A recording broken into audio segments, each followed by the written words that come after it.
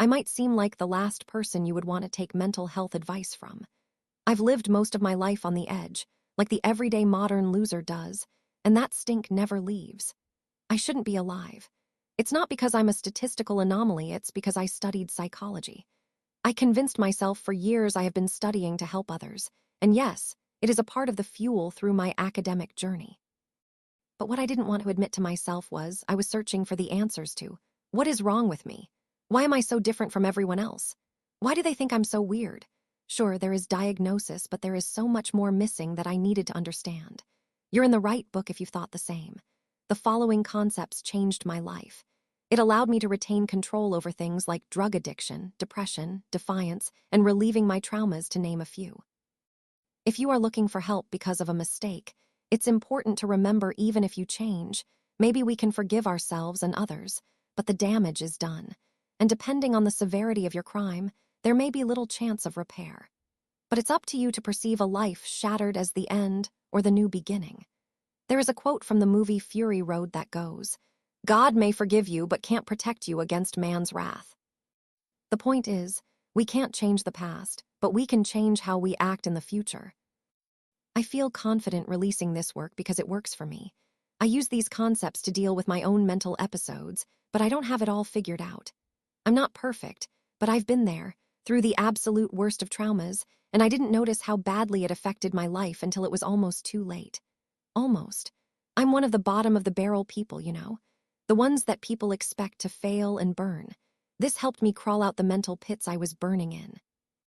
I feel confident in this work because although I am not perfect, I have changed. My life has become a living experiment to validate these claims. Me being alive is enough reason for me to believe. I hope it's enough of a reason for you to believe as well.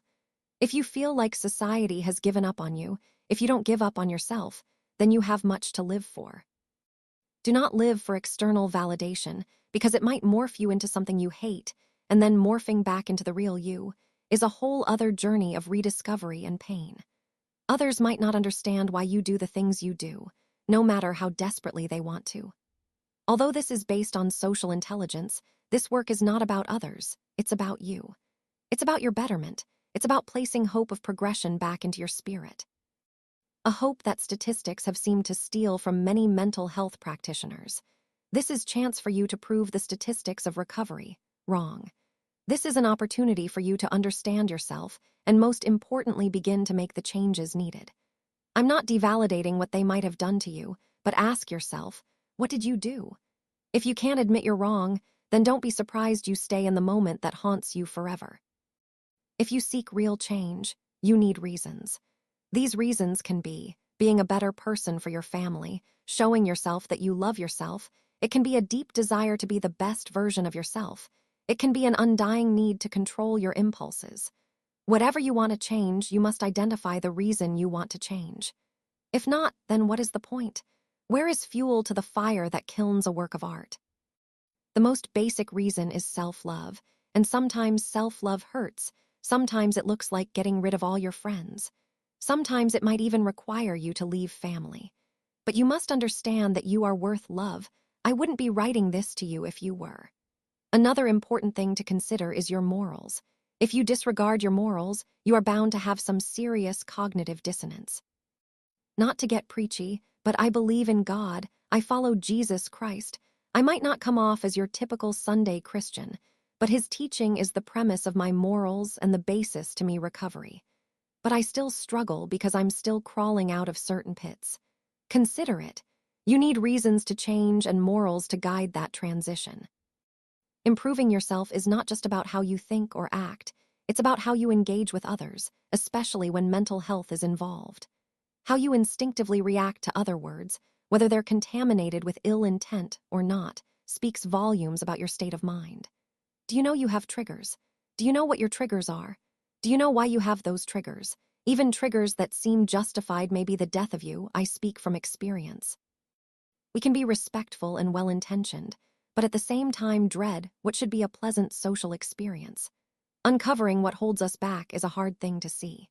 This work invites you to confront such tensions and take ownership of your life, not to perfect it, but to liberate it from systems that often reduce complexity to diagnosis.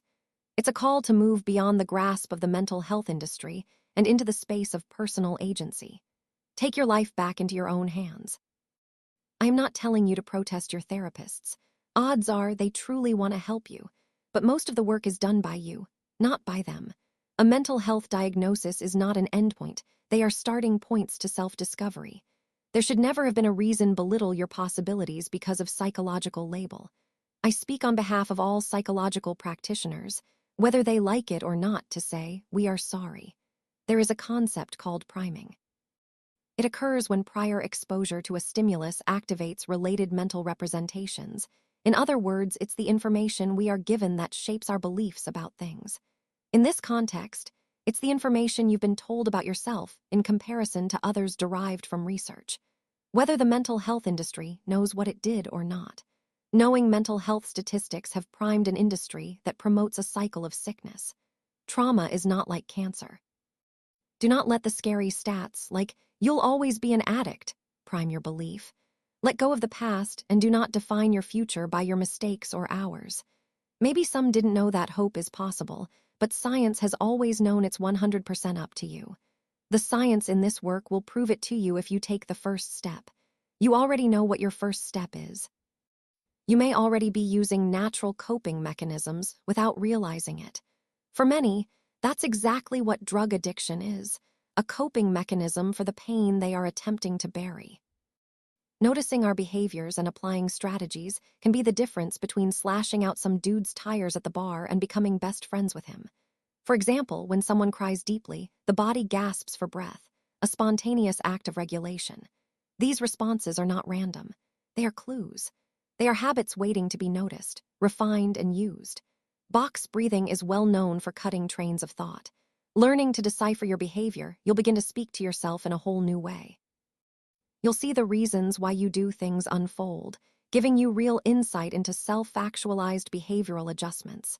To guide this process, I've turned to the life of Leonardo da Vinci, not as a distant genius, but a man with countless failures. His story is one of fragmentation and dysregulation. In modern-day vernacular, I will be his hater. Leonardo da Vinci's life was not a straight line, but was like spiral staircase that can lead us to library of personal revelation on the highest floors of our inner architecture. Born into contradiction and raised amid dissociated attachments, he evolved into a polymath whose notebooks mirrored the skeleton of the mind itself. We observe his journey as a psychological metaphor, a living matrix of emotional regulation, executive function, and symbolic mastery. The sections concerning Leonardo reflects the following concepts: personality traits, cognitive dissonance, genetics and epigenetics effects on behavior, culture, agreeableness, functional hemispheric considerations, and more, hidden in an analogical lens, congregated to help you philosophize who you really are, as opposed to the way the world shaped you. These considerable and distinct psychological concepts are woven indirectly to guide you while deciphering your behaviors. The purpose of this work is to help you think. The reader is invited to observe Leonardo's shortcomings to decode their own. If something you read makes you upset, take note it might be a trigger. Between the continuum of agreeableness and disagreeableness, this book seeks to become a mirror of self. Leonardo's failures, obsessions, and unfinished works are not flaws, they are scaffolds. His symbolic fluency, civic empathy, and theatrical charisma are not focused through the lenses of this work. This ribbon of criticism is tied to this self-development tool and will point out the flaws of the man who inspired generations for over 500 years. In an age of fragmented attention, algorithmic living, and emotional disconnection, the classical archetype of the Renaissance man, the Renaissance brain considering gender fluidity and the context of this work. Once celebrated for mastery across art, science, philosophy, and physicality, demands radical reinterpretation and reintroduction, especially in consideration of mental health and self-development. Today's ideal is no longer defined by encyclopedic knowledge or performative versatility. Many of these domains are now outpaced by artificial intelligence. Instead, the new frontier lies in domains like adaptive neuroplasticity, emotional literacy, and the capacity for multidimensional growth across shifting internal and external landscapes. The modern era calls for a collective rebirth of intellect that matches the hyper-developing modern world, which in my opinion should be an educational revelation. This repulsion-based return to Da Vinci's life is a leap forward into a future where neural self-development, NSD, helps cultivate the organizing principle for personal evolution. While this book contains many terms worth defining, I leave most to the reader for their self-discover phase. If you do not know something, enter the rabbit hole of research to understand it. Though this book is here to guide you, the real work is done in the real world. Neural self-development is a method of self-help and personal growth that leverages neuropsychological principles to activate changes in targeted brain regions. Social stimulation explores this foundational concept of NSD through a psychosocial lens. It is rooted in the cultivation of psychosocial intelligence in the real world, the ability to navigate social environments, interpret emotional cues, and adapt behavior in contextually meaningful ways. That objectifies a life that feels like it's worth living. A life where the only escape one needs is the playground of your mind. Do not be afraid to think or feel. Your thoughts and emotions are cumulative and further strengthen the brain regions that illuminate the cycles you seek to change. The suppression of your emotions is like putting a band-aid on a bleeding wound, or in a more radical perspective, it's like treating lung cancer with cigarettes. But if we were never taught to deal with ourselves, then how would we know? We must be taught how to speak, right? Someone had to sit down and teach us language. Were you ever taught to speak to yourself? Behavior is a language, hence the terms body language. But body language can be used for far more than just telling if a person likes you, investigative tactics, etc. If you learn to understand what your mind and body is telling you, you will have the answers to your self-betterment. But you must allow your thoughts about your situation process. A little pain is good of the mind. This niche linguistical skill of self-behavioral analysis is something we must be taught, especially in a first world driven by manipulation via capitalism and political gain. In this first world, everyone is trying to manipulate you, but not many don't see those manipulations until it's too late. Consideration of affected brain regions provides an objective method of cognitive behavioral improvements that deflects the concept of hopelessness, read through things like your body language. In the framework of NSDT's social stimulation, psychosocial intelligence is defined as the dynamic interplay between neurological adaptation and social-emotional fluency. Now, you may be wondering, what is the relevance of all this to the concept of the Renaissance brain? The idea of the Renaissance brain is the result I hope you seek to achieve by applying this dynamic collection matrices based on brain regions, habits, emotional states, cognitive functions, and relational patterns that can be intentionally shaped through activity-based stimulation. Where the classical Renaissance man cultivated mastery through external exploration, the modern Renaissance brain cultivates internal coherence through structured engagement with challenge, novelty, and emotional depth.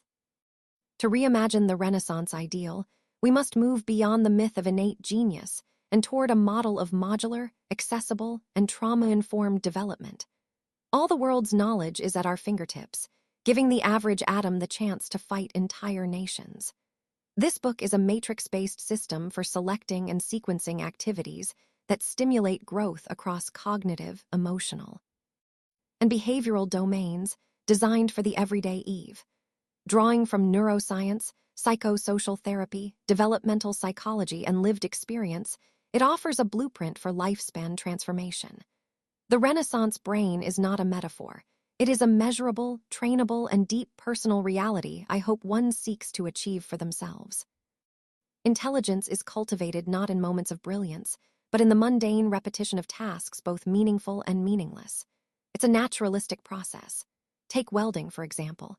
You don't become a master welder by watching videos or reading manuals. You study, you apprentice, you burn your fingers, you learn to read heat and metal like language. And somewhere along the way, after enough repetition and emotional investment, you begin to think like a welder. Your cognition shifts. Your perception sharpens. Your brain changes. At first, I wasn't sure this made sense. But the more I studied neuroscience, trauma, and psychosocial development, the more it clicked. Intelligence isn't just about knowing, it's about becoming. That's what makes us intelligent. It's not about what already exists, but the possibly of our existence. There is the concept of turning knowledge into wisdom, but humanity can turn wisdom into unisonous habit. We can shape our instinct, and we've been doing it since the dawn of humanity. Childhood trauma. Born in Vinci, Tuscany, to a notary father and a peasant mother, Leonardo da Vinci entered the world as a contradiction, legally illegitimate, emotionally unanchored, and symbolically undefined. He carried no formal surname, inherited no clear legacy, and belonged to no singular household. Instead, he was raised by a constellation of caregivers. His father, a distant provider, his stepmother, a transient presence, and his uncle, a quiet companion. These were the only stars that illuminated the dark world he was born into.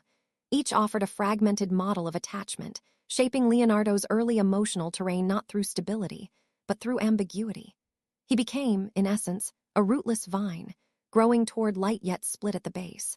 This early fragmentation did not stunt his development, it enriched it. Leonardo's childhood reflects a foundational truth. Childhood problems can catalyze symbolic compensation. We can choose what we do with our trauma. His eclectic curiosity, obsessive sketching, and sensory absorption were not mere talents, they were adaptive responses. Executive function began not with control, but with compensation. The boy who lacked a singular identity began building one through metaphor, mastery, and modularity. Leonardo's early temperament was marked by quiet intensity. He observed more than he spoke, absorbed more than he reacted, and felt more than he revealed. Beneath his calm exterior lived a complex emotional landscape, one that oscillated between compliance and defiance. He displayed high agreeableness in moments of sensitivity and cooperation, yet flashes of disagreeableness surfaced through secrecy, resistance, and a refusal to conform.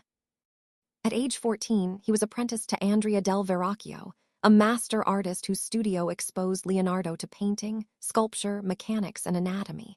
He learned through mimicry but never surrendered to imitation. His brushwork, even as a teenager, outshone his masters, subtle, layered, and emotionally magnetic. Leonardo was not just an apprentice, he was a quiet insurgent. A blueprint was handed to him, and he rewrote it. This early phase reflects the beginning of his disassociation from agreeableness, shaped by relational context and sensory input. Leonardo's early defiance was rebellious redesign. His executive function began to modulate, not through obedience, but through adaptive tension. Leonardo's curiosity was a lifeline and seemed to be all he had in his early years. A curiosity that one might find as a luxury. But no skills are formed from luxury, no matter the social economic state. Even if you are a billionaire, you cannot buy your skills and talent. Even genetic-based talents must be tailored. Poverty is a mindset. The enrichment of life is to live a life of questioning and curiosity. How else will you find the answers you need? In the absence of consistent emotional attunement, he turned to the natural world for coherence. He sketched birds in flight with obsessive precision, dissected frogs to understand the architecture of life, and designed machines that mimicked the very forces he could not control. Each domain, art, anatomy, engineering, offered him something deeper than knowledge: containment, mastery, and symbolic control over the chaos of his life. His notebooks, which began in these formative years, were observations. They could be perceived as emotional regulation tools, the remnants of his coping strategies. In them, he could organize chaos, sequence sensation, and externalize the internal. Leonardo's eclectic skill acquisition reflects a trauma-informed adaptation to relational ambiguity. Executive function did not emerge from instruction, it emerged from necessity. Sensory and symbolic play became the architecture of his mind, built through years of re-engineering in several domains. NSD overview. NSD neural systems design is a mechanism-first framework that converts neural targets, plasticity windows, and dosage parameters into testable intervention architectures, specifying which stimulus acts on which neural mechanism, when, and at what intensity. It can be mapped across multiple schools of thought and scientific domains. From cognitive neuroscience, it generates precise hypotheses. For example, apply spaced working memory loads to dorsolateral prefrontal cortex to improve executive control and measure changes in task accuracy and EEG markers. From behavioral science, it guides reinforcement schedules and salience engineering, recording choice patterns as proximal outcomes. From biomedicine, it informs pharmacological pairing, for example, timed dopaminergic modulation to amplify reward-based learning, and prescribes biomarker monitoring, inflammatory cytokines, sleep architecture, to index systemic effects. From physiology and embodied cognition, it prescribes somatic dosing, vestibular rhythm, bilateral movement, tied to autonomic readouts. Even applied physics and systems engineering contribute. Dose, response modeling, signal-to-noise optimization, and control theory concepts calibrate stimulus timing, amplitude, and feedback loops. Practically, NSD supports pre-registration of mechanistic designs, dose, response mapping, and longitudinal replication while preserving boundary conditions, developmental timing, rhythmic sensitivity, and saturation thresholds, offering cross-disciplinary examples that make interventions falsifiable and scalable without collapsing complex human systems into false objectivity. NSDT Overview. Neural Systems Design Theory (NSDT) reframes self-help and psychological growth as biologically actionable processes rooted in neuroplasticity, trauma-informed design, and ethical self-agency. The central construct is neural self-agency, the capacity to influence one's own brain pathways over time through repeated, meaningful engagement. Clinically, change can be measured in synaptic and circuit dynamics.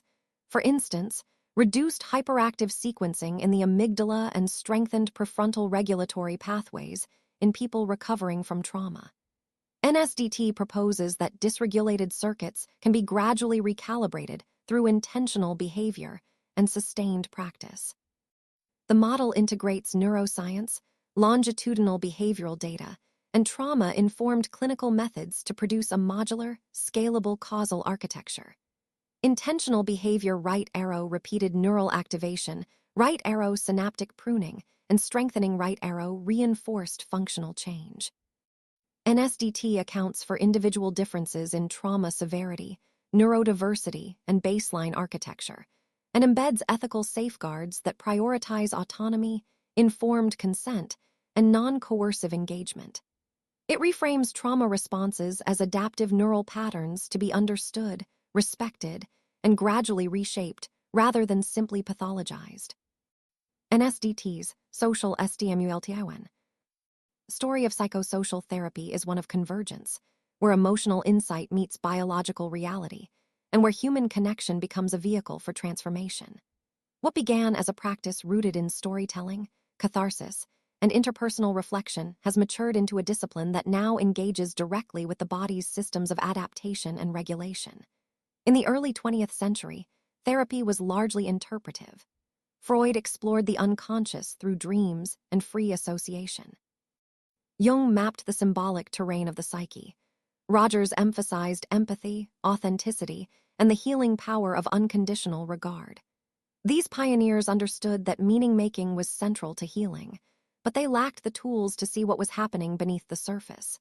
As neuroscience advanced, it revealed that therapeutic change is not just a shift in perspective, it's a shift in brain neural structure. Emotional breakthroughs correspond with changes in how the brain processes, stores, and responds to experience.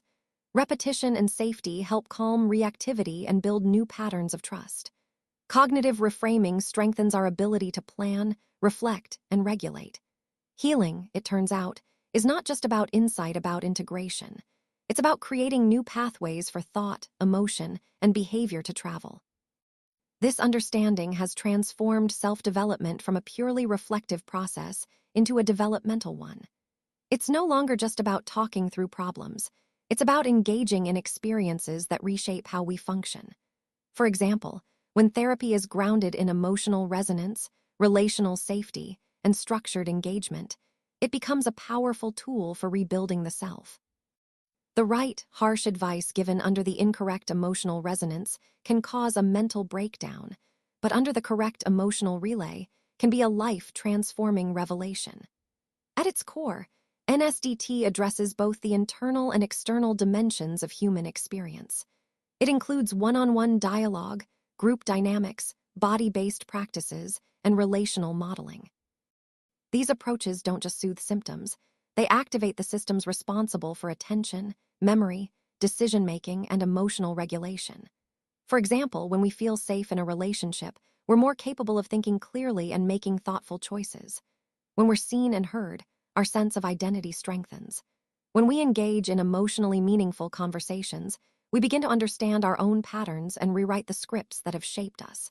This process is not passive. It requires effort, intention, and design. Healing doesn't happen by accident. It happens through repeated exposure to experiences that challenge us to grow while holding us in safety. Whether through creative expression, collaborative problem-solving, or emotionally honest dialogue, these experiences help us build the internal architecture needed for resilience, empathy, and adaptive function. In everyday life, we are constantly shaped by the quality of our interactions and the environments we inhabit.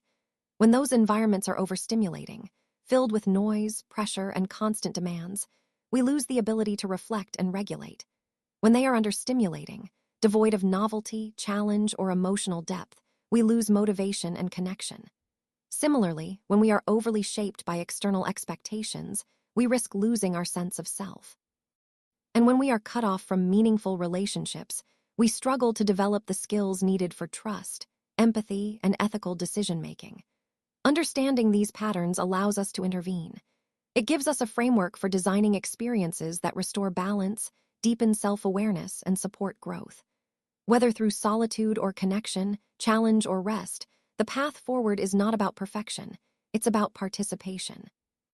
It's about choosing to engage with life in ways that are emotionally honest, cognitively enriching, and relationally grounded. In this light, NSDT is not just a response to suffering, it's a blueprint for becoming. It offers us the tools to rebuild what was broken, to reimagine what's possible, and to reclaim the parts of ourselves that were lost along the way. And in doing so, it reminds us that healing is not a destination, it's practice. A way of living, relating, and evolving with intention. Your ideal of perfection will never be achieved, which one can see as something depressing or a journey-filled life of adventure waiting for your lazy butt to get up and chase it. Are you going to let the world's constant reminders that you are not perfect paint you, or are you going to use it to paint the journey of your life, yourself? The choice has always been yours. Intelligence as a living system. Intelligence is often misunderstood as a single number, usually IQ, that supposedly reflects raw mental horsepower. But modern psychology and neuroscience paint a much richer, more dynamic picture. Intelligence is not one thing. It's a constellation of capacities that include emotional literacy, the ability to recognize and regulate feelings, social cognition, the ability to navigate relationships and group dynamics, executive function, planning, inhibition and working memory, and symbolic reasoning, abstract thought, metaphor, and creativity. These domains are deeply interwoven and highly sensitive to context. A person might excel in abstract reasoning, but struggle with emotional regulation. Another might thrive in social environments but falter in structured planning. Intelligence is not fixed, it's developmental. It can be cultivated through intentional experiences, especially when those experiences match a person's emotional readiness and capacity for change. Growth happens when challenge meets safety, when novelty is paired with reflection, and when relationships, constructive criticism, offer both feedback and support. This is where the science of neuroplasticity becomes essential.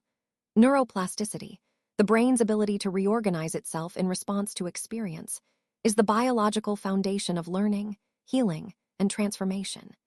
It explains why repeated emotional safety can soften trauma responses, why reframing thoughts can shift behavior, and why effortful engagement can strengthen new patterns of regulation and resilience. Practices like mindfulness and exposure therapy demonstrate this in action.